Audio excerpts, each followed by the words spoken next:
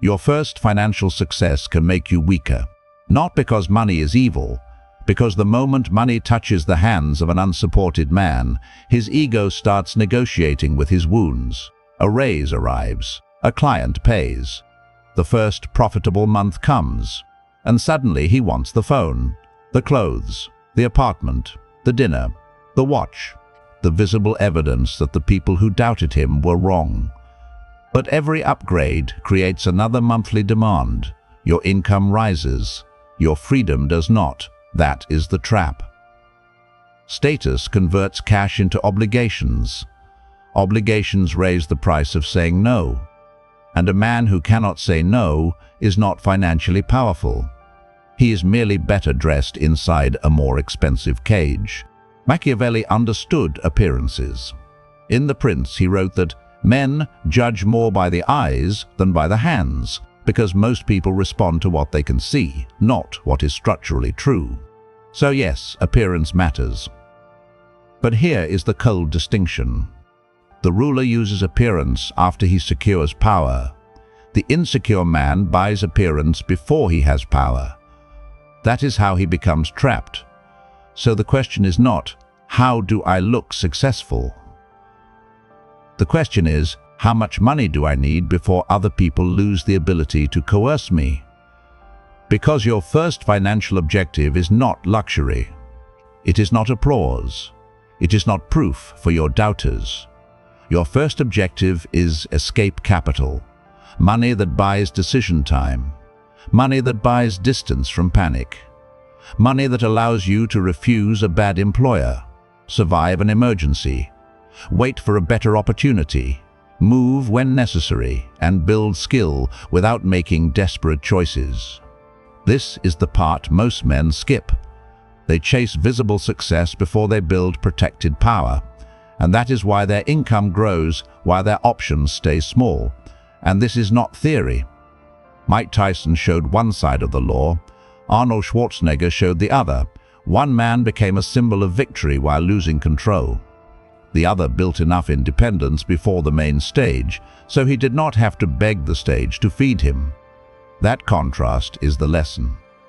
Money becomes power only when it creates distance from coercion. Look at the difference between income and sovereignty. Mike Tyson earned hundreds of millions during his boxing career, but CBS and AP reported in 2003 that he filed for Chapter 11 bankruptcy protection after spending heavily on mansions, automobiles, jewelry, and gifts. That is not just a celebrity story. That is a warning about the masculine ego when money arrives before structure. The pressure was fame, attention, money, status, eyes everywhere, people watching, people expecting the image to get bigger. The action was visible consumption. The first proof was obvious. The world saw success. But the power lesson is colder. If your spending expands faster than your control, money becomes theater, not freedom. You can earn more and still become easier to pressure. You can look richer and become structurally weaker. You can become more visible while becoming less free. That is the humiliation most men do not want to study. They want money to prove something emotionally before it protects something strategically. Now compare that with Arnold Schwarzenegger. Before his acting career took off, he built wealth through real estate. In an interview transcript with Tim Ferriss, Schwarzenegger said he did not rely on acting to make a living because he saw actors become vulnerable when they had no money and had to take whatever was offered. Understand the pressure. He was trying to enter Hollywood as an outsider. He had an accent. He had a body type studios doubted. He did not fit the normal image of a leading man. He had no guaranteed path. He had ambition, but the gatekeepers did not owe him belief.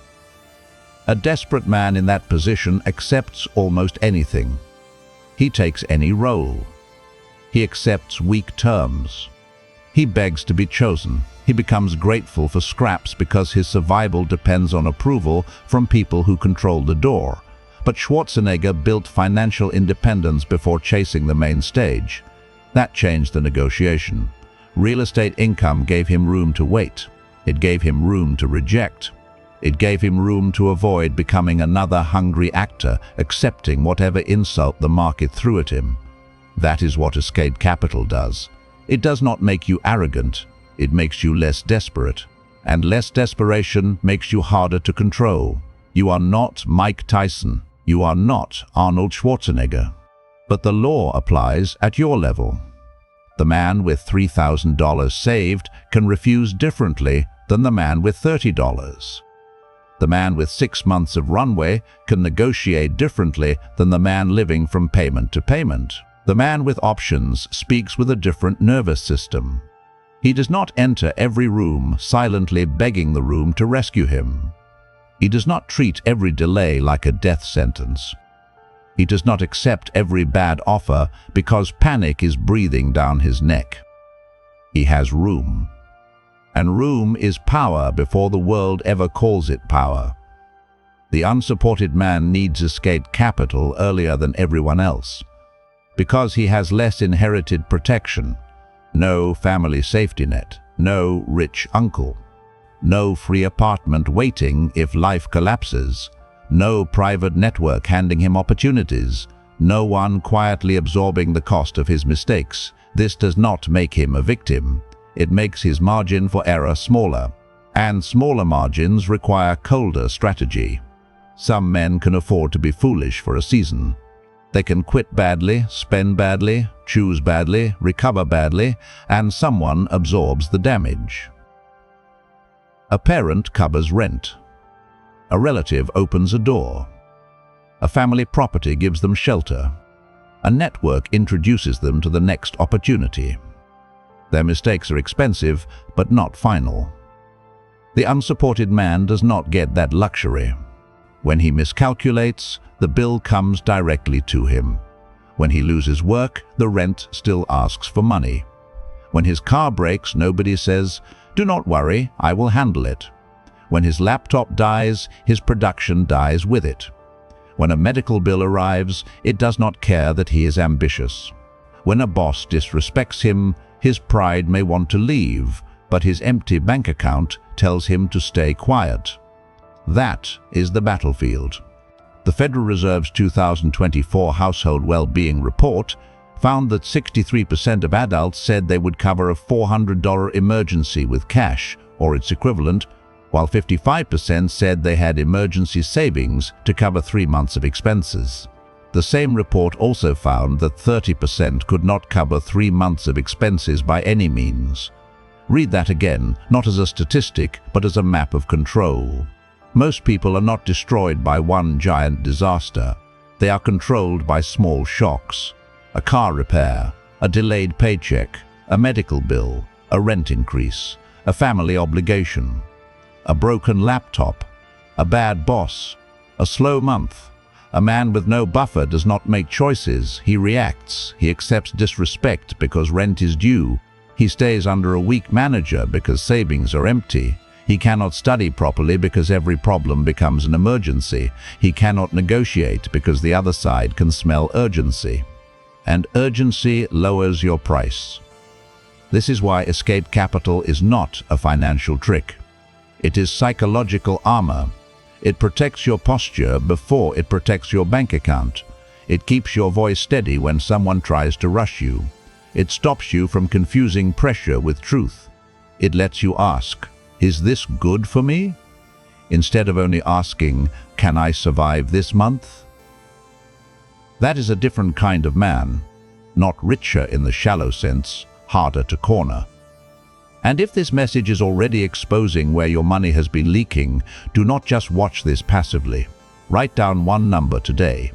Your essential monthly survival floor, not your dream lifestyle, not the version of life you show people, the minimum number required to keep your life stable enough to think clearly. That number is where escape capital begins. Here is the definition. Escape capital is liquid money reserved to protect your decision-making under pressure, not invested in volatile assets, not locked inside things you cannot access quickly, not spent to impress people who never helped you. It is money that buys 5 powers: First, time. Time to think before you react. Time to let the first emotional wave pass. Time to stop making permanent decisions from temporary panic. A man without time becomes obedient to whoever creates urgency. Second, mobility. The ability to move, change jobs, relocate, reposition, or step away from an environment that is draining your future. Mobility does not always mean leaving the city tomorrow. Sometimes it means you can attend an interview without begging for permission. Sometimes it means you can take a calculated risk. Sometimes it means you can distance yourself from a toxic situation without being financially strangled by the exit. Third, recovery. The ability to absorb a shock without collapsing. A strong man is not the man who never gets hit. A strong man is the man whose structure does not fall apart after one hit. Without reserves, every problem becomes a crisis. With reserves, a problem stays a problem. That distinction matters. Fourth, refusal. The right to reject exploitation, bad deals, weak offers, humiliating conditions, and people who confuse your necessity with your value. A man who cannot refuse is not negotiating. He is hoping. And hope is not leverage. Fifth, opportunity. The ability to wait for a better opening instead of grabbing the first escape route like a starving man. This is where most ambitious men destroy themselves. They become so tired of their current life that they accept the first door that looks different, even if it leads to another cage. Escape capital lets you pause. It lets you inspect. It lets you choose with a calm brain. That is why cash is not weakness. Cash is patience stored in financial form. Some people will mock cash because they want to sound sophisticated. They will say every dollar should be working.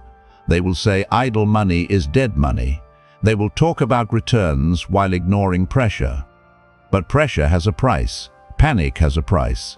Desperation has a price. When you have no liquidity, life does not ask what your long-term strategy is. It asks how much pain you can tolerate before you submit. Warren Buffett understands this at a scale most men never will. In 2008, Goldman Sachs announced Berkshire Hathaway would invest $5 billion in perpetual preferred stock and receive warrants to buy $5 billion of common stock. The pressure was a financial crisis. Markets were afraid. Institutions were wounded. Confidence was damaged. People without liquidity were frozen. They had opinions, fear, regret, and theories, but they could not move. Berkshire had capital. That was the difference. The action was not panic. The action was deployment. Liquidity allowed Buffett to move when others were paralyzed. The power lesson is simple. Liquidity is not laziness when it gives you the ability to move while others are frozen. You are not Berkshire Hathaway. But the principle scales down. The man with savings can make a move when another man must make an excuse. The man with a runway can take a better opportunity that pays later, while the desperate man takes the fast offer that owns him now. The man with capital can wait for a fair price. The man without capital becomes the product being discounted. This is why your first financial goal is not to look successful. It is to become less available to coercion. Because coercion does not always arrive as violence. Sometimes it arrives as a polite offer you cannot afford to refuse. Sometimes it arrives as a manager who knows you are trapped. Sometimes it arrives as a client who delays payment because he knows you are hungry. Sometimes it arrives as family pressure, social pressure, romantic pressure, status pressure, or the silent shame of feeling behind. If you do not have reserves, everything can rush you. And when everything can rush you, you are not free. You are just employed. You are just earning. You are just moving money through your life without building a wall around your decisions. But this raises the next question. How much escape capital is enough? Most financial advice fails because it gives one number to men living in completely different realities. Your number depends on your survival floor, not your dream lifestyle, not your ego lifestyle, your survival floor, the minimum monthly cost required to remain functional and stable. This number is not accounting, it is the price of your obedience. Until you know your survival floor, you do not know how cheaply the world can control you. Calculated brutally. Housing, food, transportation, insurance, minimum debt obligations, necessary communication, basic tools required for work, unavoidable family responsibilities, not entertainment, not status spending, not upgrades, not revenge purchases, only the cost of keeping the machine alive. Do not flatter yourself when you calculate it. Do not hide your real expenses because the number embarrasses you. Do not include the lifestyle you wish represented you. Do not include the purchases you use to feel temporarily powerful. This is not a fantasy budget. This is the floor beneath your ambition. Once you know that number, you build runway. 1 month is first defense. 3 months is basic stability. 6 months or more is strategic mobility. 1 month means a shock does not instantly dominate you. 3 months means job loss or income. Disruption does not immediately break your posture. 6 months means you can wait, leave, rebuild or reposition with far less panic. This is not about being scared. It is about refusing to be financially cornered. Because the man who does not know his survival floor is guessing at freedom. And guessing is not strategy. The enemy here is not poverty alone. The enemy is lifestyle revenge. Lifestyle revenge is what happens when a man uses money to answer emotional humiliation. He was ignored, so he buys attention. He was doubted, so he buys symbols. He felt behind, so he accelerates the appearance of arrival. He wants his family to notice. He wants his friends to regret laughing. He wants strangers to assume he is winning. He wants the people who dismissed him to feel that they miscalculated. And there is nothing mysterious about that impulse. A man who has been overlooked wants evidence that he exists. A man who has been doubted wants proof that his private vision was not delusion.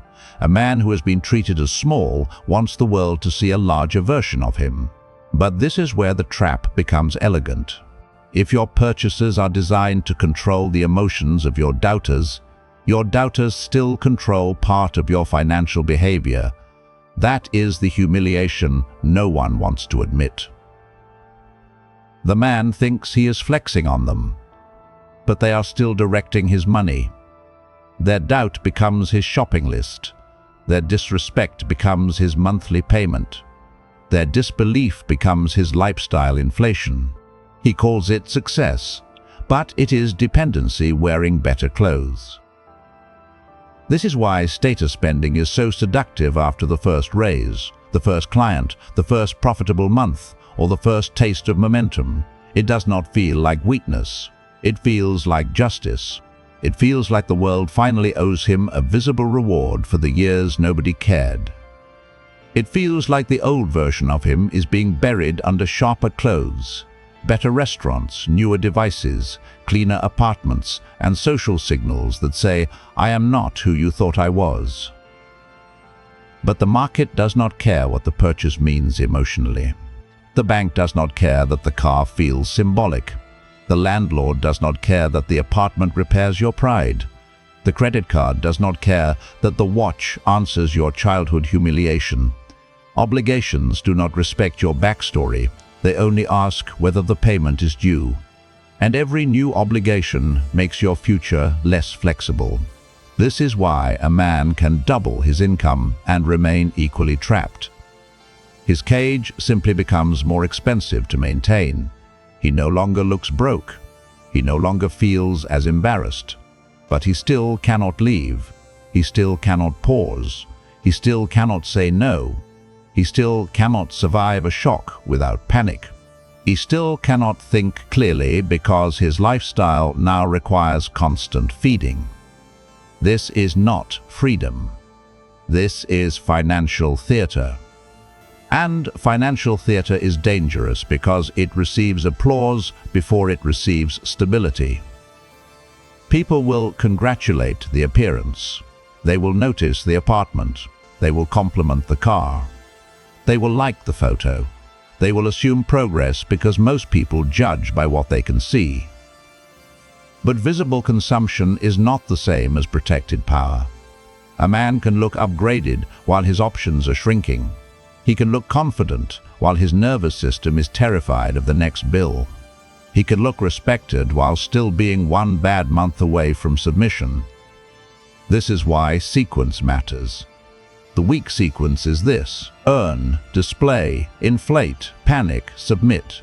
The strategic sequence is this: earn, protect, build, multiply, then display, not because display is evil, not because pleasure is forbidden, not because you must live like a monk forever, but because display before protection attracts attention while leaving you fragile. And fragile men are easy to pressure. You need a capital system, not a motivational quote, not a vague desire to be better with money, not a temporary burst of discipline after feeling ashamed. A system. 3 buckets. Protect, build, multiply. Protect is your escape capital, emergency reserves, essential stability, cash or cash equivalent money you can access when life applies pressure. This bucket exists to protect your decisions. It is not exciting. It will not impress anyone. It will not make people envy you. It will not create applause. That is why it is powerful. It serves your freedom, not your image. Protect money is the money that stands between you and panic. It is the money that allows you to sleep when a payment is delayed. It is the money that allows you to ask better questions before accepting a weak offer. It is the money that lets you say, "I can survive long enough to choose correctly." That sentence alone changes a man. Build is money assigned to skill, tools, proof projects, and opportunity creation. This is where unsupported ambition becomes measurable. A man does not rise because he feels destined. He rises because he converts time, attention, and money into capability that the market can recognize. Courses only if they produce output. Equipment only if it increases production. Software only if it improves execution. Books only if they change behavior. Travel only if it creates opportunity. A skill that never produces proof is still invisible. A tool that does not increase output is decoration. A course that does not lead to execution is entertainment wearing intellectual clothing. The build bucket exists to increase your market value. It asks a cold question. What are you becoming more capable of doing? Not what are you consuming? Not what are you planning? Not what are you imagining? What are you becoming measurably better at producing? Because the unsupported man cannot afford to live inside potential. Potential does not pay rent. Potential does not negotiate. Potential does not create leverage until it becomes evidence. Build money is how you turn private ambition into public proof. Multiply is long-term capital. Investments, assets, compounding vehicles, and wealth-building decisions based on your circumstances, risk tolerance, and the laws in your country. This bucket exists to grow future power. It is not gambling. It is not panic speculation. It is not chasing whatever strangers online are shouting about this week. It is not trying to escape discipline through one lucky move. Multiply comes after you have protected your base and strengthened your earning ability. Because speculation before protection is not courage, It is desperation with a more intelligent costume. Most men destroy the order. They speculate before protection. They buy tools before skill.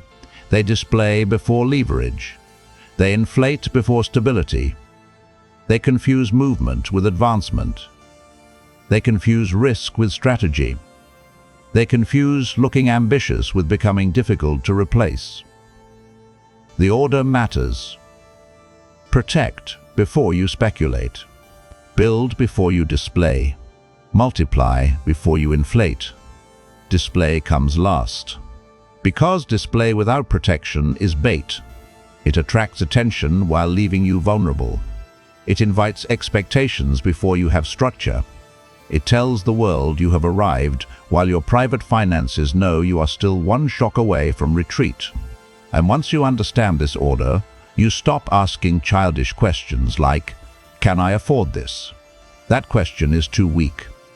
Many men can afford the payment. Very few can afford the reduced freedom that follows it. The better question is this: will this purchase increase my options, or will it increase the number of things I must obey? That question exposes everything. A car can be useful if it expands mobility. A car can be a chain if it exists mainly to repair status shame. An apartment can support focus if it gives you stability. An apartment can become a stage if you chose it mainly to impress people who never helped you.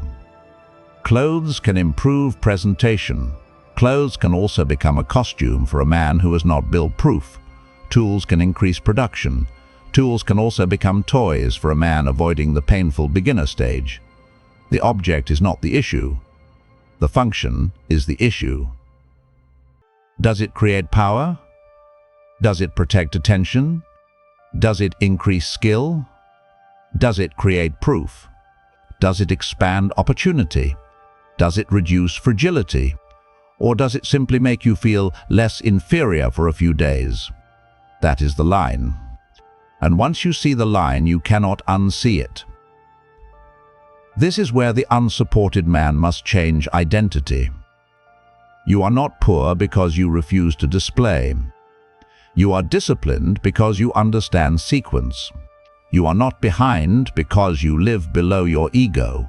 You are building silent distance between your decisions and other people's control. The old belief says, "When I make more money, I should finally show them." The strategic belief says, "When I make more money, I should first become harder to control." That is the identity shift. From status hunger to sovereign positioning, from proving to protecting, from spending to escape, from appearance to optionality.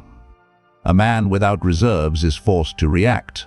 A man with options can choose, and choice is the first form of power. But philosophy without implementation becomes another narcotic. So the final question becomes practical. What do you do for the next 90 days? Not someday, not when motivation returns, not when the economy improves, not after one more video. 90 days. For 90 days your ego does not vote. For 90 days your wounds do not manage your money. For 90 days your doubters do not get to become the invisible board of directors behind your purchases. Here is the escape capital protocol. Step 1. Calculate your essential monthly survival floor. Write the real number. Do not flatter yourself. Do not lie to protect your ego. This number includes housing, food, transportation, insurance, minimum debt obligations, necessary communication, basic work tools, and unavoidable family responsibilities. It does not include entertainment. It does not include status spending. It does not include upgrades. It does not include revenge purchases. This is not the cost of feeling impressive. This is the cost of staying operational. Once you know the number, you know the first wall you must build. Step 2. Choose your first runway target. If you have nothing, your first target is 1 month. Do not despise 1 month. 1 month is the first line between you and panic. If you already have 1 month, your next target is 3 months. 3 months changes your posture. 3 months makes delays survivable. 3 months gives you room to search, negotiate, repair, recover, and breathe. If you have 3 months, move towards 6. 6 months is strategic mobility. 6 months does not make you untouchable, but it makes you much harder to corner. You can leave the wrong room. You can reject the wrong deal. You can study without every bill becoming a threat. You can reposition without moving like a hunted animal. Step 3. Automate the transfer immediately after income arrives, not at the end of the month. The end of the month belongs to temptation. The beginning belongs to command. A man who saves only what is left often saves what his impulses permit. That is not discipline. That is negotiation with appetite. The transfer must happen before your ego begins making arguments, before your loneliness wants food delivery, before your insecurity wants clothes, before your boredom wants gadgets, before your resentment wants a purchase that says, "Look at me now." Move the money first, then live on what remains. This is not punishment. This is hierarchy. Your future self eats before your emotional self shops. Step 4. Freeze one category of status spending. Not everything. One category. Clothes, eating out, gadgets, subscriptions, car upgrades, luxury grooming, weekend spending, anything you use to feel briefly powerful while remaining structurally weak. Freeze it for 90 days. Not because that category is evil, because you need to prove that you can command the impulse. A man who cannot freeze one category is not in control. He is managed by appetite, insecurity, and habit. And a man managed by appetite will eventually be managed by people who understand his appetite. The purpose is not just savings. The purpose is self-respect. Every time you refuse the old impulse, you recover a piece of authority over yourself. Step 5. Redirect part of that money into the build bucket. One marketable skill, one proof project, one portfolio, one system that can make you more valuable.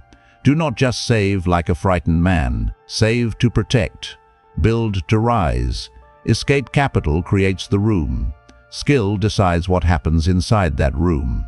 Without skill, savings only delay dependence. With skill, savings become a launchpad. So choose something that can create proof. Sales, writing, coding, design, video editing, data analysis, operations, marketing, a trade, a technical skill, a production skill, a communication skill, a skill that turns your time into value other people can measure.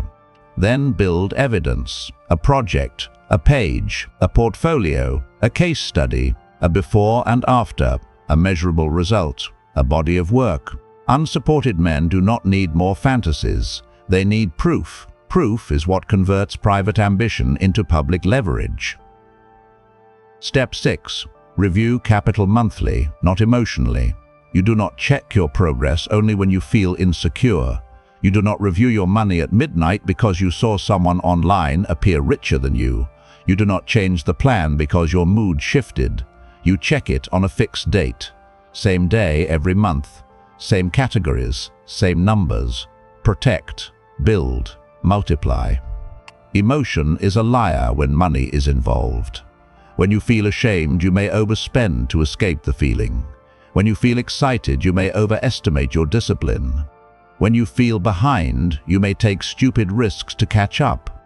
When you feel lonely, you may buy comfort and call it self-care. A fixed review protects you from emotional accounting. It turns money into a system instead of a mirror for your mood. Step 7. Define when escape capital may be used. Emergency, job transition, relocation, health necessity, strategic opportunity. Not boredom, not loneliness, not revenge, not the need to look successful for people who do not fund your future. This rule matters because money without a boundary will eventually be recruited by emotion. You will tell yourself the purchase is reasonable. You will tell yourself you deserve it. You will tell yourself it is only this once. You will tell yourself you can rebuild the savings later. That is how men steal from their own escape. They do not always collapse through dramatic failure. Sometimes they slowly betray themselves through small exceptions. One purchase, one upgrade, one weekend, one impulse, one reward, one excuse. And the wall they were building becomes a pile of stones again. Define the use before pressure arrives. A rule created during calm is stronger than a justification created during craving. The deeper truth is this: money becomes power when it increases optionality, not when it merely increases appearance. A higher income can still belong to your employer. A luxury car can still belong to the bank. An expensive apartment can still belong to your insecurity. A designer wardrobe can still belong to your need for approval. But escape capital belongs to your decisions. It stands between you and panic. It stands between you and humiliation. It stands between you and the conditions that make weak men obedient. And once you feel that distance, your psychology changes. You stop begging bad people to be fair. You stop treating every delay like disaster. You stop accepting every offer. You stop performing success before you have built power. You become calmer because your life is no longer balanced on one paycheck. That calm is not personality. It is structure. Some men think confidence appears after applause. It does not. Real confidence appears when your life is no longer held hostage by one person's approval, one employer's decision, one emergency, one delayed payment, or one fragile image you cannot afford to maintain. A man with escape capital does not need to explain himself as much. He does not need to advertise every movement. He does not need to convince doubters in real time. He knows the wall is being built. He knows the runway is expanding. He knows the next version of him is becoming less reachable by panic. That knowledge changes how he walks through the world. It does not make him loud. It makes him harder to shake.